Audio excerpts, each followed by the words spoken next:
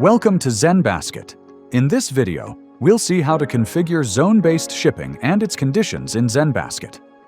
From the left side Properties panel, go to Shipping and select Shipping Methods. Under Delivery Methods, click Add Delivery. Now, choose your preferred shipping method. Here, I'll choose Flat Rate Shipping. Now, enter the shipping method name in the Name at Checkout field. Under Description, enter the text that customers will see when choosing this shipping method at checkout. Under Minimum Suborder Total, enter the value you want. Now, enable Set an Estimated Delivery Date to notify customers of the approximate date they will receive their order. Under Order Preparation Days, enter the number of days required to prepare the product for shipping. Under Order Transit Days, enter the approximate number of days required to deliver the order. You can also set the order placement time as needed. Under Shipping or Delivery Region, select Advanced Settings and choose your preferred shipping zone. Here, I'll select Hillsboro. Now, enable Assign Products and click Add Products. Select your preferred product and click Save. Then, under Shipping or Delivery Rate Based On, select Subtotal. For shipping/delivery rate type, select Amount.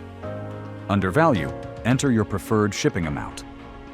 Here, I'll enter $150. Now, click Save.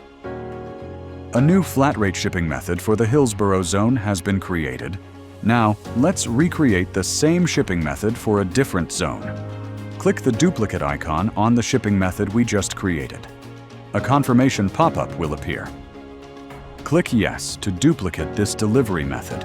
You'll be redirected to the shipping configuration page, where you'll see a message indicating that the shipping method name already exists. Change the shipping method name accordingly.